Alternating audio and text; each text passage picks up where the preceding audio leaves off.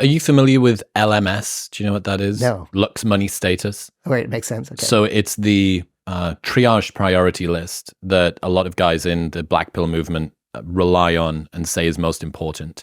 Looks is most important, then money, then status. For men? Yes, for men. What's your thoughts? My thoughts is it's a sad way to think. It's a sad way to think. I guess like I'm just kind of thinking out loud. I got a bunch of thoughts on the stuff you're saying. But to speak back to your what you were saying about what it's like to be someone, I think mostly we're all living our own stories of what it's like. And I think like if you choose to see the best in people, you're going to notice the best behavior. If you choose to see the worst in people, you're going to notice the worst behavior. And I think it starts with the eyes you're seeing the world through. And so down to looks, money, status, I think that, I would probably, I think they got it wrong. I think that there's that, and how would they define status? I guess I'll ask you. I wouldn't be too sure. I would guess something like popularity. Right. So I would say it's high status behaviors. And I mean, I know this because I went and hacked it in the game, right? As a guy who is not that good looking, as a guy like who, at least at that time, didn't have any wasn't someone recognized, didn't have status, didn't have money, didn't have looks, didn't have fame. We realized, and I was a guy who, once I wrote the game, I had the people with the most looks, the most money, the most status, calling me like this fucking 5'6" big nose, dude who keeps saying, and can't even articulate a really clean sentence, calling me for advice. The same shit I thought I was alone dealing with, they were dealing with the same thing. And I think it really goes down to like how you're the story you tell yourself more than money, looks, and status, and then how you reflect that story. As a simple example, I've seen a lot of people with money, looks, and status engage in low status behaviors, meaning being insecure, being doubtful, not carrying themselves well, not speaking, just always being worried about what others thinking about them, and whatever those gained for them, they lost it. There's like a troubadour poem that's something about when they were first sort of talking about making romance into art in that era. That's like the eyes go forth to seek an image which they can then recommend to the heart. And so I think the money, looks, and status might get your foot in the door, but after that, it's who you are that enables you to stay in that door, unless you're dealing with someone who has similarly low self-esteem, right? And is just out there looking for a target who has those things because they've got their own wounds. They feel like that gives them safety. I think let's go. Sorry, go ahead. Just one of the interesting reflections that a lot of friends who maybe in the early 2010s were trying to do game and pickup and day game and stuff like that. What they realized was they became quite disenchanted, I think, with the world of dating because they saw what they needed to do in order to be attractive to women and then realized the distance that was from who they really were or what they thought they needed to do in order to be attractive to women, and realized that I can get what I want, but what I want doesn't actually see me. And that distance between the two of I'm having to tell them about the midget fight outside and do my Kino escalation and ignore and do all the rest of this stuff, that I think caused a lot of them to become very disenfranchised and disenchanted with the world of dating.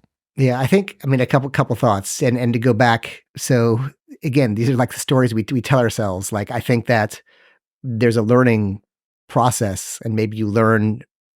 If I look back on the game, there's so many different issues around it, negative and positive and everything else.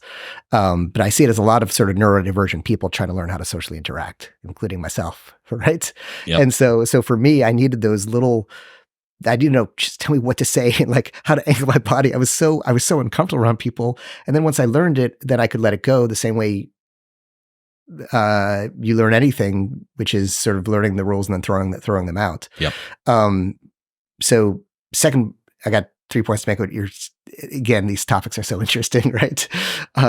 Second thought is that another perspective on the LMS thing you said, which The second perspective is people don't know what they want.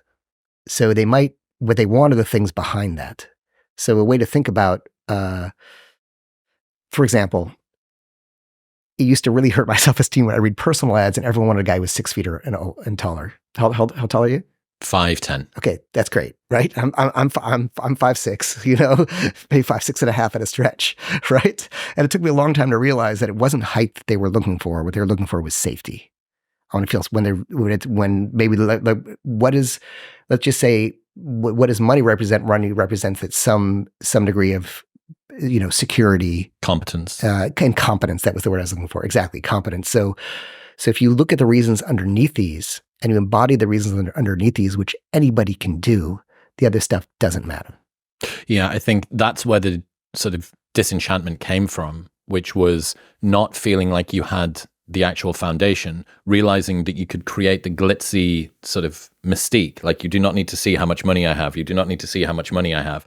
And then going, oh, I can get what I want by pretending to play this game.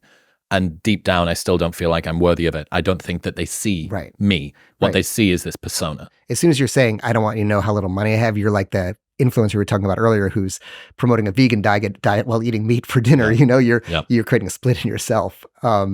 So here's the other thing you were talking about is, I think these people you're talking about, the concept of locus of control. Like, there's external locus of control and internal locus of control. And I'm probably going to get these wrong, so apologies if I do. So the idea is, like, are the things that are happening to me the fault of others outside myself, which is a nice thing to believe, right? It's just women are like that, thus I'm opting out. Men are like that, thus I'm just not dealing with that. The world, and so we're just saying, we're creating this, it's everybody else's fault, so I don't have to change. I can just hate on them, right? Or B, the way I am and the way I think you are is that, like, this is going on. How can I do better? How can I change? How can I be better? How can I understand? How can I be empathic? And, like, it's a lot more work, but man, you're a lot happier. Yeah, I think the benefit from the cynic's perspective, the benefit of never trying is never having to feel the pain of failure. Yeah. I came up with this idea called the cynicism safety blanket, which is basically that. That's why it exists. It's sour grapes at an existential level. Yeah. And so I notice myself, if I ever start to, and I don't even do this anymore because I stopped it.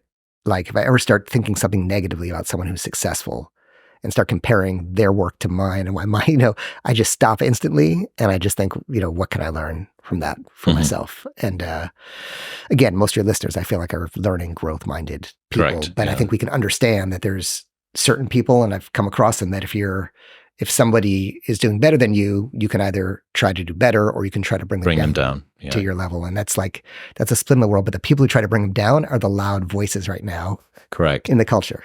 Correct. In other news, this episode is brought to you by AG1. 90% of Americans are not getting the nutrients they need every day to be healthy. Everybody knows that food is always first. Many of us will eat well some days, even most days, but no one has the perfect diet, and science keeps showing us our bodies need more nutrients and they need this support consistently every single day to build a truly healthy body. AG1 provides daily nutrients and gut health support all in one. No confusion, one thing that works and works for you. People always ask about the price. Let's flip the question. The next time that you're in line for a smoothie or a juice and it says $12, just think about AG1 and ask, which is better value? I've partnered with AG1 for so long because they make the highest quality product that I genuinely look forward to taking every day. So if you want to replace your multivitamin and more, start with AG1. Try AG1 today and get a year's free supply, vitamin D3 and K2, plus 5 free AG1 travel packs with your first purchase by going to the link in the show notes below or heading to drinkag1.com/wisdom. That's drinkag1.com/wisdom.